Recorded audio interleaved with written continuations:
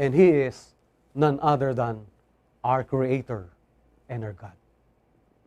These scientists see an all-powerful, intelligent God who put all the stars in space, coordinated, without colliding with each other.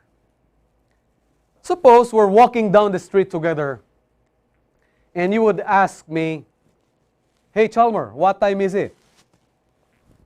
I'd glance at my watch, and I'd reply, "Oh, it's 7:45 in the evening."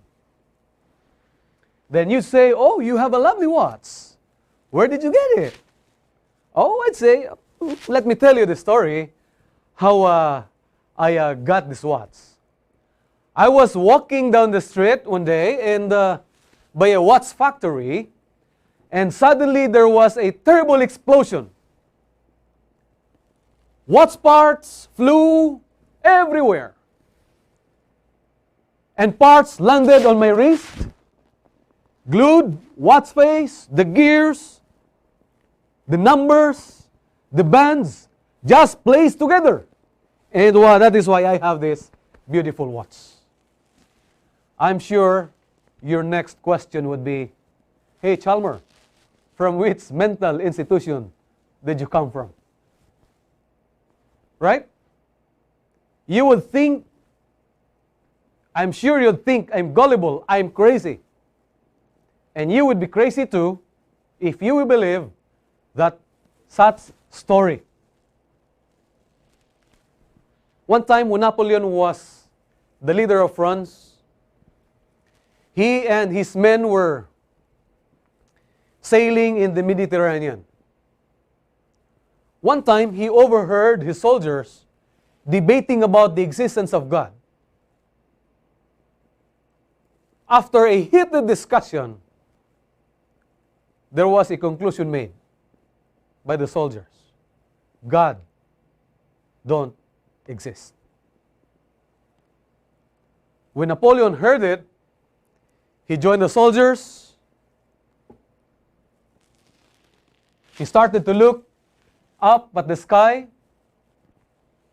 and he said, "Gentlemen, I would like to ask you this question. Who do you think made all those stars up there?"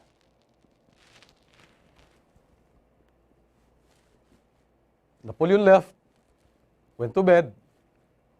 The soldiers there, at the bow of the ship, were left gazing into the heavens, asking, "Yeah, indeed, who created all the stars up there?" Psalms is telling us, "The heavens declare the glory of God. The skies proclaim the work of His hands. Day after day, they pour forth speech. Night after night, they display knowledge. There is no speech or language where their voice is not heard." Psalms 19, verses 1 up to 3. At this time, brothers and sisters, you can thrive in these tough times ahead, in this pandemic, if you become acquainted with the God who created you. You can thrive the tough times ahead, like falling apart with divorce, even when friends turn back on you, even when your body is torn with cancer, or if your life is gripped with poverty. You can thrive with tough times ahead if only you look up there at the stars and beyond the stars to God who created the universe. Remember, the God who created the stars and the universe calls all the stars by their names. And this God remembers your names, knows you by your name. If He cares for the stars out there, He cares for you. If He guides the stars out there, this God also has the power to guide you in your life. Job invites us in Job 22 verse 21. He said, "Now acquaint yourself with Him and be at peace." All we need to do, brothers and sisters, is just be acquainted with this Creator, with this God who cares for us. How do we acquaint? How do we know Him? Of course,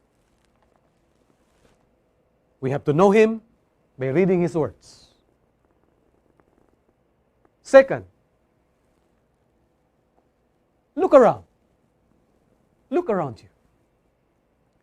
Nature reveals a powerful and intelligent designer. Nature reveals a God whose works indicate His love and concern for all His creation. In Genesis chapter 1, verse 1, the Bible says, "In the beginning, God created the heavens and the earth." Earth actually did not just evolve by accident. It was created by design by our God. God created the heaven and the earth. James Irwin, a crew member of Apollo 15,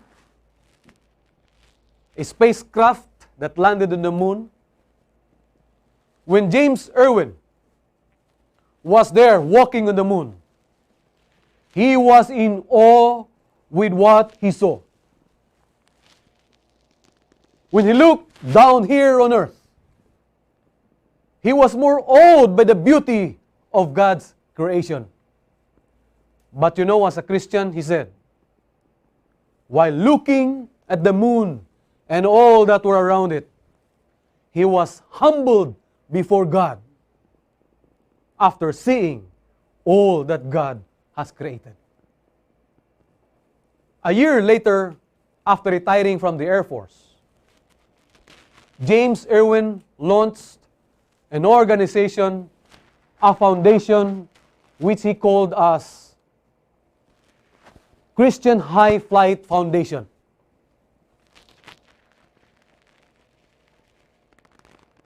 This organization that he organized was dedicated in sharing the good news of salvation.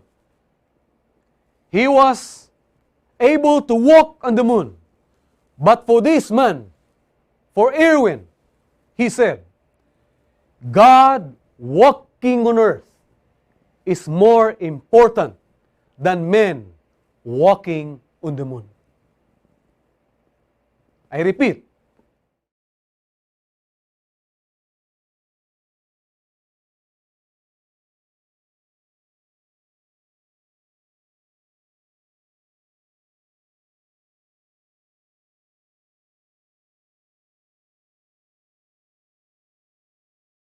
it was God who made the moon.